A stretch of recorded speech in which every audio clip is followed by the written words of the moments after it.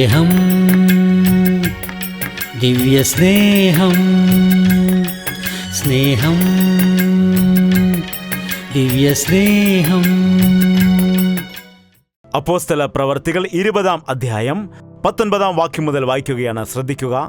ഞാൻ ആസിയയിൽ വന്ന 1-ാം നാൾ മുതൽ എല്ലായ്പ്പോഴും നിങ്ങളോട് കൂടെ എങ്ങനെയിരുന്നു എന്ന് വളരെ താഴ്മയോടും കണ്ണുനീരോടും യഹൂദന്മാരുടെ കൂട്ടുകെട്ടുകളാൽ എനിക്കുണ്ടായ കഷ്ടങ്ങളോടും കൂടെ കർത്താവിനെ സേവിച്ചു വന്നു എന്നും പ്രയോജനമുള്ളത് ഒന്നും മറച്ചുവെക്കാതെ പരസ്യമായും വീടുതോറും നിങ്ങളോട് അറിയിക്കുകയും ഉപദേശിക്കുകയും ചെയ്തുവെന്നും ദൈവത്തെങ്കിലേക്കുള്ള മാനസാന്തരവും നമ്മുടെ കർത്താവ് യേശുക്രിസ്തുവിലുള്ള വിശ്വാസവും യഹൂദന്മാർക്കും യവനന്മാർക്കും സാക്ഷീകരിച്ചുവെന്നും നിങ്ങൾ അറിയുന്നുവല്ലോ.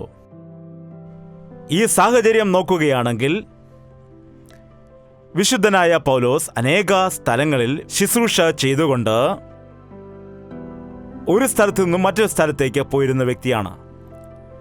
അവൻ ദൈവത്തിൻ്റെ ഹിതമനുസരിച്ച് ശുശ്രൂഷ ചെയ്തു പോന്ന വ്യക്തിയായിരുന്നു. ദൈവത്തിൻ്റെ ഹിതപ്രകാരം ഓരോരോ സ്ഥലങ്ങളിൽ ശുശ്രൂഷ ചെയ്യുമ്പോൾ അതിൻ്റെ മധ്യയിലുണ്ടാകുന്ന പോരാട്ടവും എതിർപ്പുകളുമെല്ലാം ഉണ്ടാകുമ്പോൾ തന്നെയും അതിൻ്റെ ഇടയിൽ കർത്താവ് അവനിൽ കൂടി അനേകം ആളുകളെ രക്ഷിക്കുകയാണ് ചെയ്തത്. ആ രക്ഷിക്കപ്പെട്ട ആളുകൾ അവിടെ ഒരു കൂട്ടായ്മയായി കൂടി ഒരു പ്രാർത്ഥനാ സ്ഥലം ക്രമീകരിച്ചുകൊണ്ട് കൊടുത്തിട്ട് വേറൊരു സ്ഥലത്തേക്ക് അവൻ പോകുമായിരുന്നു. പൗലോസിൻ്റെ ആ സമയത്ത് TV പ്രഭാഷണങ്ങൾ ഉണ്ടായിരുന്നുവെങ്കിൽ എത്ര നന്നായിരിക്കുമായിരുന്നു. ഈ കാലത്ത് എത്ര ദേശങ്ങളിൽ, അതുപോലെ എത്രയോ രാജ്യങ്ങളിൽ ദൈവത്തിൻ്റെ വചനം TV-യിലൂടെ പ്രഭാഷിക്കപ്പെടുന്നുണ്ട്. ഒരു കാലത്ത് ഗ്രാമങ്ങളിൽ പോകണമെങ്കിൽ ബസ് കയറി അല്ലെങ്കിൽ സൈക്കിളിൽ യാത്ര ചെയ്ത്, അതുപോലെ ബസ്സില്ലാത്ത സ്ഥലമാണെങ്കിൽ നടന്നു പോയി, അല്ലെങ്കിൽ ലോറി കയറിയോ അല്ലെങ്കിൽ ഓട്ടോറിക്ഷയോ കാളവണ്ടിയിൽ പോയി വരെ ശുശ്രൂഷ ചെയ്ത ദിനം എനിക്ക് ഓർമ്മയുണ്ട്. എന്നാൽ പൗലോസിന്റെ ആ കാലത്ത് ഒരു സൈക്കിൾ റിക്ഷ പോലും ഇല്ലായിരുന്നു, TV ഇല്ലായിരുന്നു, അതെന്തിനു പറയുന്നു, റേഡിയോ പോലും ഇല്ലായിരുന്നു, അതുപോലെ കത്തുകളില്ലായിരുന്നു, പെന്നില്ലായിരുന്നു, പേപ്പറില്ലായിരുന്നു, തോൽ ചുരുളുകളിലായിരുന്നു എഴുതി മറ്റുള്ള സഭകളെ അന്ന് അറിയിച്ചിരുന്നത്. എന്നാൽ എൻ്റെ ജീവിതത്തിലുണ്ടായിരുന്ന തീക്ഷ്ണത ഒരു മനുഷ്യനോട് സുവിശേഷം പറഞ്ഞു കഴിഞ്ഞാൽ പിന്നെ തൻ്റെ ഉത്തരവാദിത്തം കഴിഞ്ഞു എന്ന് ചിന്തിക്കുകയായിരുന്നില്ല. ഒരു മനുഷ്യനെ സ്നാനപ്പെടുത്തി കഴിഞ്ഞാൽ പിന്നെ തൻ്റെ ഉത്തരവാദിത്തം കഴിഞ്ഞു എന്ന് ചിന്തിക്കുകയില്ലായിരുന്നു.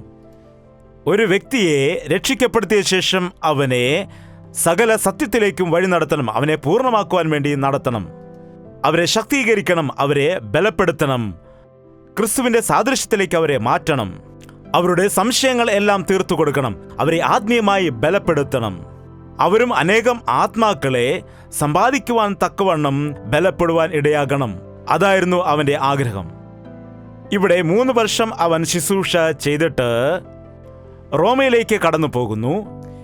ഇതവൻ്റെ അവസാന യാത്രയായിട്ട് ശുശ്രൂഷയായി എടുത്തുകൊണ്ട് ആ സഭയിലുള്ളവരെ കൂട്ടിയിട്ട് അവരോട് പറയുന്ന വാക്കുകൾ എന്താണെന്ന് വെച്ചാൽ, ഈ ആസിയയിൽ 3 വർഷമായിട്ട് ഞാൻ നിങ്ങളോട് കൂടെയായിരുന്നു, നിങ്ങളുടെ കൂടെ ഞാൻ എങ്ങനെ ആയിരുന്നു എന്നുള്ള കാര്യം നിങ്ങൾക്ക് അറിയാം. യഹൂദന്മാരാൽ എനിക്ക് വന്ന കഷ്ടങ്ങളും നിങ്ങൾക്കറിയാം. കഷ്ടത്തിൻ്റെ നടുവിലും കണ്ണുനീരോടും താഴ്മയോടും കർത്താവിനെ ഞാൻ സേവിച്ചു വന്നു എന്നുള്ള കാര്യവും നിങ്ങൾക്ക് അറിയാവുന്നതാണ്. നോക്കുക, പാസ്റ്ററിൻ്റെ വിഷയങ്ങൾ സഭക്കാർക്ക് അറിയണം, സഭക്കാരുടെ വിഷയങ്ങൾ പാസ്റ്ററും അറിഞ്ഞിരിക്കണം. If you want to know a person you must live with that person എന്നാണ്. ഒരു വ്യക്തിയെക്കുറിച്ച് യഥാർത്ഥമായി നിനക്കറിയണമെങ്കിൽ ആ വ്യക്തിയോടൊപ്പം നീ താമസിക്കണം എന്നാണ്. കാഴ്ച അനുസരിച്ചോ സംസാരം അനുസരിച്ചോ പറയുവാൻ കഴിയില്ല. ഒരു 24 മണിക്കൂർ ഒരു വ്യക്തിയോടൊപ്പം നീ ആയിരിക്കുകയാണെങ്കിൽ ആ വ്യക്തിയുടേതായ ഗുണഗണങ്ങൾ എന്തൊക്കെയാണെന്ന് പറയുവാൻ കഴിയും. മാതാപിതാക്കൾക്ക് തങ്ങളുടെ മക്കളുടെ കാര്യം അറിയാമോ ഇല്ലയോ? ഭാര്യയ്ക്ക് തൻ്റെ ഭർത്താവിൻ്റെ കാര്യം അറിയാമോ ഇല്ലയോ? ഈ കാലത്ത് പലർക്കും അത് അറിയുകയില്ല. ശരിയാണോ അല്ലയോ? വീട്ടിലെ കാര്യം എനിക്കറിയാം, എന്നാൽ ഓഫീസിലെ കാര്യം എനിക്ക് അറിയുകയില്ല എന്നാണോ? എന്നാൽ നിങ്ങളെപ്പോഴും പരസ്പരം മനസ്സിലാക്കിയിരിക്കേണ്ടതാണ്. 2 പേരുടെ മധ്യയിൽ സാത്താൻ വരാതിരിക്കണമെങ്കിൽ, മറ്റൊരു വ്യക്തി വരാതിരിക്കണം എന്നുണ്ടെങ്കിൽ അവർ പരസ്പരം നന്നായി മനസ്സിലാക്കിയിരിക്കണം. പ്രസംഗം മാത്രം നന്നായിരുന്നാൽ പോരാ, പ്രാസംഗികനും നന്നായിരിക്കണം. അതുപോലെ പ്രാസംഗികൻ നന്നായിരുന്നാൽ മാത്രം പോരാ, പ്രസംഗവും നന്നായിരിക്കണം. പ്രസംഗം നല്ലതാണെങ്കിൽ മനുഷ്യർ പുകഴ്ത്തും, പ്രാസംഗികൻ നന്നാണെങ്കിൽ ദൈവം പുകഴ്ത്തും. സോ പ്രാസംഗികനെ മനുഷ്യൻ പുകഴ്ത്തണമോ അതോ ദൈവം പുകഴ്ത്തണമോ? ദൈവവും പുകഴ്ത്തണം, മനുഷ്യന്റെ ദയയാലും ദൈവത്തിന്റെ ദയയാലും എന്നാണ്. കണ്ടില്ലേ, ദൈവത്തിൻ്റെയും മനുഷ്യരുടെയും മുൻപിൽ എൻ്റെ മനസാക്ഷി കാക്കുന്നു എന്നാണ് പൗലോസ് പറഞ്ഞത്. ഇവിടെ ഒരു യഥാർത്ഥ ദൈവദാസനെ, ഒരു മാതൃകയായ ദൈവദാസനെ, ഒരു പൂർണ്ണനായ ദൈവദാസനെ പൗലോസിൽ കാണുവാൻ നമുക്ക് കഴിയും. അതുകൊണ്ടാണ് ഞാൻ പൗലോസിനെ കുറിച്ച് ഒരുപാട് പ്രസംഗം ചെയ്യുമ്പോഴും ഒരുപാട് കാര്യങ്ങൾ എനിക്ക് പഠിക്കുവാൻ കഴിയുന്നുണ്ട്. അവൻ്റെ ശുശ്രൂഷ രീതിയെക്കുറിച്ച് പ്രസംഗിക്കുന്ന സമയം അതേപോലെ ശുശ്രൂഷിക്കുവാൻ എനിക്ക് പ്രോത്സാഹനവും ലഭിക്കുന്നു. അങ്ങനെയുള്ള ശുശ്രൂഷ ചെയ്യുന്ന സമയത്ത് അനേകരെ പരിപൂർണരാക്കുന്നതിന് വേണ്ടി, സമ്പൂർണരാക്കുന്നതിന് വേണ്ടി, അനേകരെ പ്രയോജനമുള്ളവരാക്കുന്നതിന് വേണ്ടി കർത്താവ് കൃപ കാണിക്കുന്നുണ്ട്. ഒരു യഥാർത്ഥ ദൈവദാസന് കഷ്ടങ്ങൾ ഉണ്ട്, കണ്ണുനീരുണ്ട്, പോരാട്ടങ്ങളുണ്ട്. എന്നാൽ അവൻ ദൈവം മുൻപിൽ സത്യസന്ധതയോടെ ആയിരിക്കും. ഇവിടെ 20-ാം വാക്യത്തിൽ മറ്റൊരു കാര്യം പറയുകയാണ്. കർത്താവിനെ സേവിച്ചു വന്നു എന്നും പ്രയോജനമുള്ളത് ഒന്നും മറച്ചു വയ്ക്കാതെ പരസ്യമായും വീടുതോറും നിങ്ങളോട് അറിയിക്കുകയും. എന്താണ് പറയുന്നത്? ഞാൻ പ്രയോജനമുള്ള കാര്യങ്ങളെല്ലാം നിങ്ങളോട് പറഞ്ഞു തന്നിരിക്കുന്നു. ഇക്കാലത്ത് പ്രാസംഗികർ സമ്പൂർണമായ സുവിശേഷം പ്രസംഗിക്കുന്നില്ല. ചില മീറ്റിങ്ങുകളിൽ സൗഖ്യം മാത്രമായിരിക്കും ഉള്ളത്, ചില മീറ്റിങ്ങുകളിൽ സംഗീതം മാത്രമായിരിക്കും ഉള്ളത്, ചില മീറ്റിങ്ങുകളിൽ കഠിനമായ പ്രസംഗങ്ങൾ മാത്രമായിരിക്കും ഉള്ളത്, ചില മീറ്റിങ്ങുകളിൽ പരിശുദ്ധാത്മാവ് എന്നൊക്കെ പറഞ്ഞിട്ട് വെറുതെ ബഹളമുണ്ടായിരിക്കുകയായിരിക്കും ചെയ്യുന്നത്. എന്നാൽ സമ്പൂർണമായുള്ളതായ സുവിശേഷം, ഒരു വ്യക്തി പ്രാർത്ഥിക്കേണ്ടതാണ്, പാട്ട് പാടണം, സുവിശേഷം കേൾക്കണം, എന്താണ് സ്തോത്രകാഴ്ച കൊടുക്കണം, നാം സൗഖ്യം പ്രാപിക്കണം. എന്താണ്? യേശുക്രിസ്തുവിൽ ഒരു വ്യക്തി പൂർണ്ണനായി മാറണം. പൗലോസിന്റെ ഉപദേശം അവൻ രഹസ്യമായിട്ടല്ലായിരുന്നു ചെയ്തത്. അന്ത്യകാലത്ത് കള്ളപ്രവാചകൻ വരുമെന്നാണ് പറയുന്നത്. അന്ത്യകാലത്ത് എങ്ങനെയാണ് പ്രവാചകന്മാർ വരുന്നത്? രഹസ്യമായി വരികയാണ് എന്നാണ് പറയുന്നത്. രഹസ്യമായി വിളിച്ചിട്ടാണ് അവർ കാര്യങ്ങൾ പറയുന്നത്. എപ്പോഴും രഹസ്യമായി കാര്യങ്ങൾ ചെയ്യുമ്പോൾ, എപ്പോഴും രഹസ്യമായി കാര്യങ്ങൾ ചെയ്യേണ്ടി വരുമ്പോൾ അത് നാം മനസ്സിലാക്കണം, അത് നന്മയ്ക്കായുള്ളതല്ല, അത് ദോഷം ചെയ്യുന്നതാണ് എന്ന്. അത് പൂർണ്ണമായും വാസ്തവം ആയിരിക്കുകയില്ല. നിന്നോട് മാത്രമാണ് പറയുന്നത്, മറ്റാരോടും പറയരുതെന്ന് പറയുകയാണെങ്കിൽ നീ സൂക്ഷിക്കേണ്ടതാണ്. അതിൻ്റെ അർത്ഥം എന്താണ്?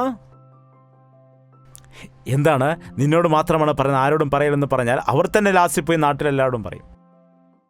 രഹസ്യമെന്ന് പറഞ്ഞാൽ ചെവി തുറന്നു വരും ചില ആളുകൾ. രഹസ്യമായതെല്ലാം തന്നെ ഒരു ദിവസം വെളിപ്പെട്ട് വരും. പ്രസംഗികൻ ധൈര്യത്തോടുകൂടി പ്രസംഗിക്കണം. ഭയപ്പെടരുത്, പരിസ്ഥിതി കണ്ട് ഭയപ്പെടരുത്, ജനത്തെ കണ്ട് ഭയപ്പെടരുത്. വിശുദ്ധനായ പൗലോസ് ഇവിടെ പറയുകയാണ്, ഞാൻ പരസ്യമായി നിങ്ങളോട് ഉപദേശിച്ചു തന്നു, അതുപോലെ വീട് തോറും നിങ്ങളോട് ഞാൻ അറിയിച്ചു. ഈ വചനം വായിച്ചപ്പോൾ ഞാനിവിടെ അണ്ടർലൈൻ ചെയ്യാനിടയായി. വീട് തോറും എന്ന വാക്കിന് ഞാനും അങ്ങനെ ചെയ്യുന്നുവെന്ന് പറഞ്ഞു. ഞാനെപ്പോഴാണ് നിങ്ങളുടെ വീട്ടിൽ വന്നത്? ശരിയല്ലയോ? എല്ലാ ദിവസവും നിങ്ങളുടെ വീട്ടിൽ വന്ന് നിങ്ങളോട്, നിങ്ങളുടെ വീട്ടിൽ ഉള്ളവരുടെ ദൈവവചനം പ്രസംഗിക്കുന്നുണ്ട്. ദൈവദാസന് ആഴ്ചയിൽ ഒരു തവണയേ അവസരമുള്ളൂ. അല്ലെങ്കിൽ ചില സഭകളിൽ 2-3 തവണ ഇടയ്ക്ക് പ്രാർത്ഥനാ കൂട്ടായ്മകൾ ഉണ്ടായിരിക്കും, അല്ലെങ്കിൽ 2 തവണയായിരിക്കും ഉള്ളത്. എന്നാൽ എല്ലാ ദിവസവും നിങ്ങളുടെ വീട്ടിൽ വന്നിട്ട് എല്ലാ വിഷയങ്ങളും ബൈബിളിനെ സംബന്ധിച്ച്, പഴയ നിയമത്തെയും പുതിയ നിയമത്തെയും സംബന്ധിച്ച എല്ലാ കാര്യങ്ങളും, രക്ഷയെക്കുറിച്ച്, മാനസാന്തരത്തെക്കുറിച്ച്, ആത്മാക്കളെ നേടുന്നതിനെക്കുറിച്ചുള്ള, വിശ്വാസത്തെക്കുറിച്ചുള്ളതായ വിഷയങ്ങൾ, പണത്തെ സംബന്ധിച്ചുള്ളത്, വിശ്വാസി എന്ന് പറയുകയും പലിശയ്ക്ക് കൊടുക്കുകയും ചെയ്യുന്നവരുണ്ട്. ഞങ്ങളുടെ സഭയിൽ ഒരു വ്യക്തി ഉണ്ടായിരുന്നു. ബ്രദർ എന്ന് വളരെ സ്നേഹത്തോടെ വിളിക്കുകയും പ്രാർത്ഥനയ്ക്കും കൂട്ടായ്മയ്ക്കും എല്ലാം വരികയും മറ്റും ചെയ്യും. ഇടയ്ക്കാരോ പറയാനിടയിൽ അദ്ദേഹത്തിന് പെൻഷൻ കിട്ടിയ പണം മുഴുവൻ പലിശയ്ക്ക് കൊടുത്തിരിക്കുകയാണ് എന്ന്. ഞാനിടയ്ക്ക് വിളിച്ച് ചോദിച്ചു, ശരിയല്ല എന്ന് പറഞ്ഞു. ആരാണ് പറഞ്ഞതെന്ന് ചോദിച്ചു. ഞാൻ ചോദിച്ചു, ഇത് ശരിയാണോ അല്ലയോ? അല്ല ബ്രദർ, അത് ശരിയല്ല, ഞാനത് കടമായി കൊടുത്താണെന്ന് പറഞ്ഞു. കുറെ കാലം കഴിഞ്ഞിട്ട് ആ പണമെല്ലാം നഷ്ടപ്പെടുകയും പിന്നെ അവസാനം കരയുകയും ചെയ്യുന്നത് കണ്ടു. പ്രാർത്ഥിക്കുകയും ചെയ്യുന്നുണ്ട്, അതുപോലെ പലിശയ്ക്ക് കൊടുക്കുകയും ചെയ്യുന്നു. പ്രാർത്ഥിക്കുകയും ചെയ്യുന്നുണ്ട്, അതുപോലെ സിനിമ കാണുകയും ചെയ്യുന്നുണ്ട്. ശരിയല്ലേ? ഇവിടെ ഹല്ലേലൂയ സ്തോത്രമെല്ലാം പാടും. പിന്നെ വീട്ടിൽ ചെന്ന് കഴിഞ്ഞാൽ സിനിമ പാട്ടായിരിക്കും. കുളിക്കുന്ന സമയത്ത് ബാത്റൂമിൽ കയറിയിട്ട് സിനിമ പാട്ടായിരിക്കും പാടുന്നത്. ചർച്ചിൽ വന്നാൽ ഹല്ലേലൂയയും സ്തുതിയും സ്തോത്രവും. ഒരു സത്യം നിങ്ങൾ മനസ്സിലാക്കണം. ഒരു യഥാർത്ഥമായ ദൈവപാദന്റെ ജീവിതം പൂർണ്ണമായതാണ്. ദൈവമക്കൾ സിനിമ കാണുവാൻ പാടില്ല. അതെല്ലാം കെട്ടുകഥയാണ്, അതെല്ലാം സാങ്കല്പികമാണ്, ജഡികമായ മോഹങ്ങളും വിചാരങ്ങളുമാണത്. സൗന്ദര്യമുള്ള ആളുകളെ തിരഞ്ഞുപിടിച്ച് അവർക്ക് നല്ലവണ്ണം മേക്കപ്പ് ഒക്കെ കൊടുത്ത് അനേകരെ ആകർഷിക്കുന്ന രീതിയിൽ കാമവും മോഹവും ആഗ്രഹവും എല്ലാം ജഡികമായ കാര്യങ്ങളാണ്. ശരിയല്ലേ?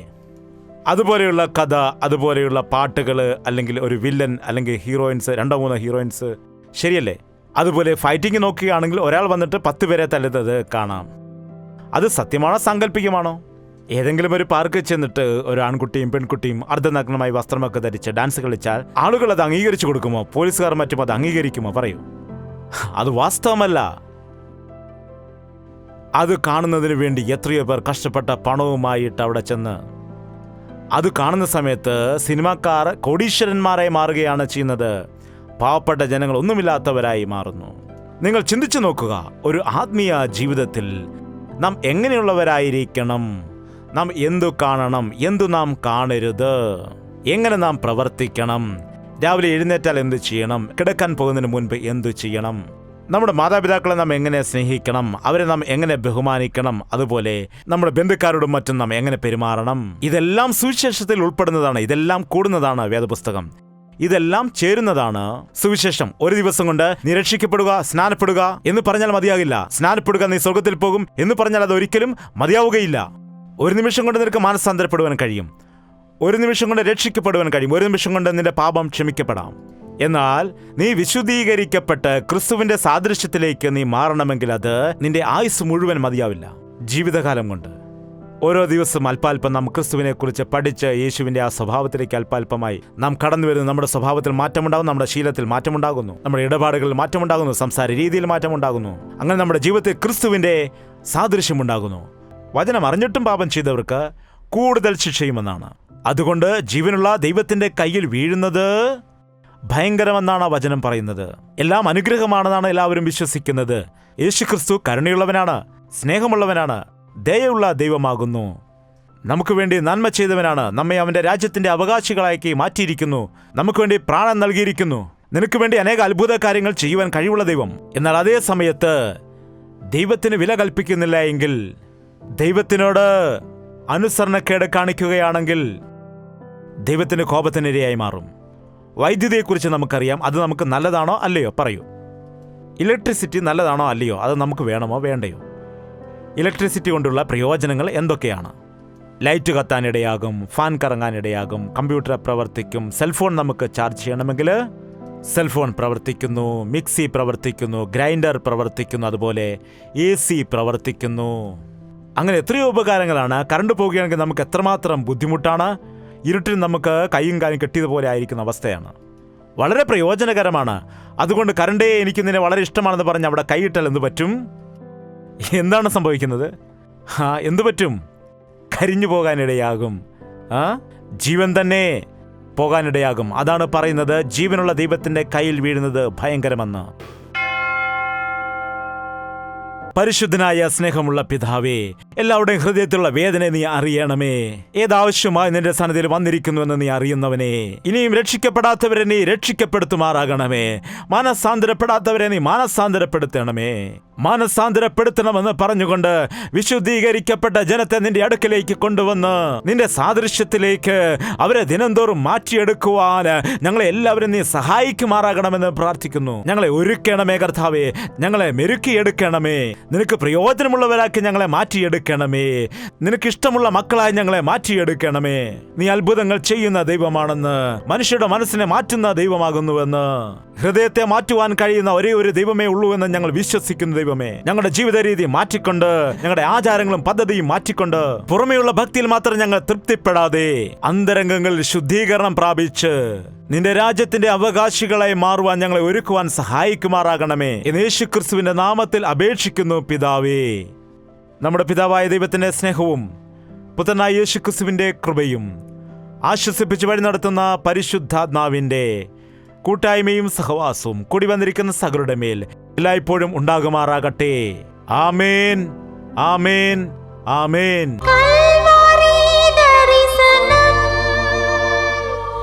അത് നീ സരിൻ ദരിസനം.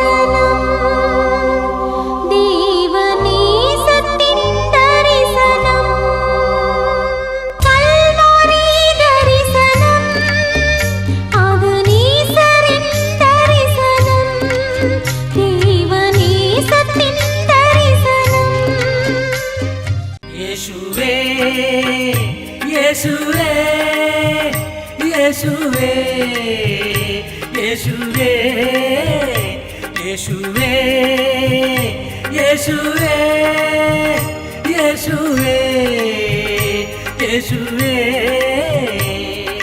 നിന്നെ നിന്നെ എന്നും ഞാൻ സേവിക്കും നീ മാത്രം രാജാവെന്നും നിന്നെ നിന്നെ എന്നും ഞാൻ സേവിക്കും നീ മാത്രം രാജാവെന്നും യേശുവേ യേശുവേ യേശുവേ യേശുവേ യേശുവേ യേശുവേ യേശുവേ യേശുവേ യേശുവേ യേശുവേ യേശുവേ യേശുവേ യേശുവേ യേശുവേ